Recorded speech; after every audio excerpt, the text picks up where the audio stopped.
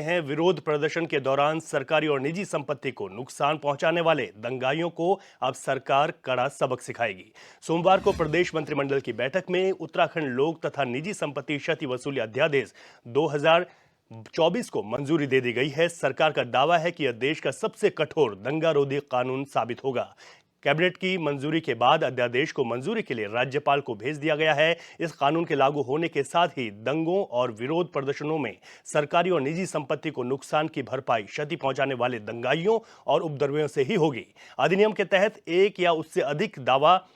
अधिकरण ट्रिब्यूनल का गठन होगा, जिसके फैसले को किसी भी सिविल न्यायालय में चुनौती नहीं दी जा सकेगी। दावा है कि क्षतिपूर्ति के अलावा दंगों और विरोध प्रदर्शनों में मृत्यु पर न्यूनतम 8 लाख और घायल होने पर न्यूनतम 2 लाख रुपए की जुर्माना राशि भी तय की गई है, जो उत्तर प्रदेश में लागू अधिनियम से अधिक है।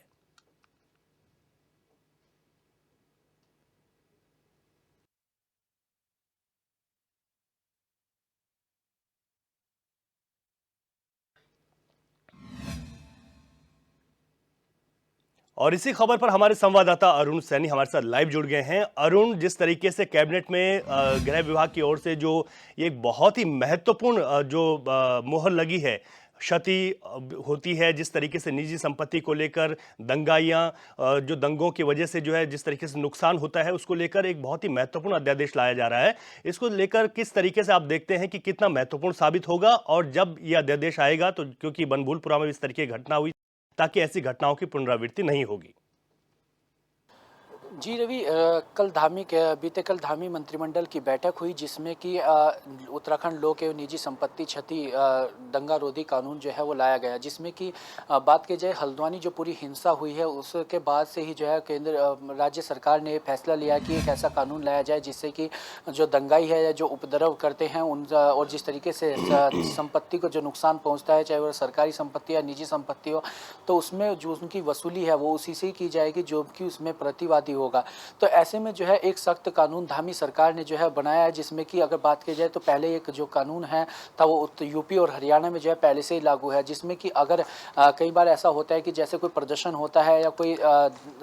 आंदोलन होता है, तो उस दौरान कोई अराजक तत्व जो है संपत्ति को भी नुकसान पहुंचाने का काम करते हैं, जिसमें कि सरकारी संपत्ति को भी काफ़ी नुकसान होता है और किसी की निजी संपत्ति को भी जो है वो नुकसान होता है। तो उसकी पूरी भरपाई जो है वो वसूली उसी से की जाएगी जो कि आंदोलन का आह्वान करेगा या जो उसमें आंदोलन जिसके द्वारा होगा, और जैसे में जो प्रदर्शनकारी होंगे उनसे ही और उनके जांच करके जो है उनसे ही पूरी इसकी वसूली की जाएगी। बात की जाए यूपी में कि अगर तो जैसे अगर कोई आंदोलन होता है तो उसमें जब मृत्यु हो जाती है तो उसमें 5 लाख रुपए का और घायल होने पर 1 लाख रुपए का जो है वो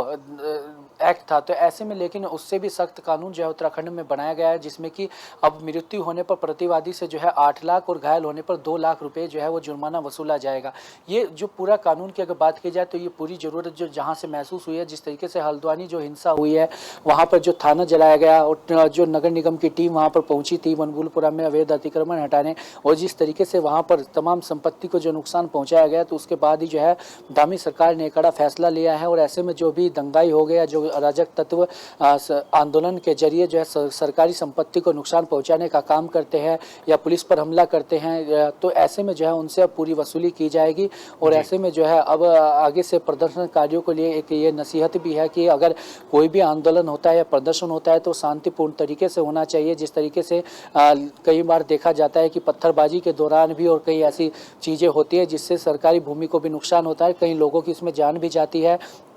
जिस तरीके से हल्द्वानी में देखने को मिला है, और ऐसे में कई लोग घायल भी होते हैं। तो इसको लेकर ये कठोर कानून धामी सरकार ने जो है लाया है, और जिसे देखा जा रहा है कि आने वाले समय में जो है ये कानून काफी महत्वपूर्ण रहने वाला है। अगर विपक्ष की बात करें तो धामी कैबिनेट के इस फैसले पर विपक्ष की क्या राय है, किस तरीके से, क्योंकि माना जा रहा है कि विपक्ष ने इस फैसले का स्वागत किया है।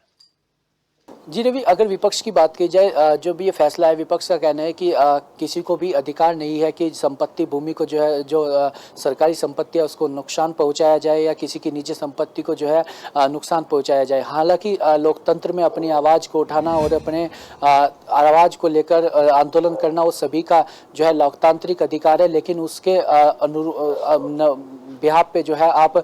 कोई किसी भी सरकारी संपत्ति को जो है नुकसान नहीं पहुंचा सकते या किसी पर जो है हमला नहीं कर सकते। तो इस तरीके से जो है काफ़ी महत्वपूर्ण ये फैसला है। और ऐसे में लेकिन विपक्ष का ये भी कहना है कि लेकिन ऐसे में ये नहीं होना चाहिए कि जो है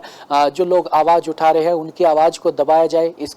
जो कानून बनाया गया है इसका गलत तरीके से जो है वो इस्तेमाल ना किया जाए, क्योंकि कई बार ऐसा होता है आंदोलन होता है तो ऐसे में जो है कई बार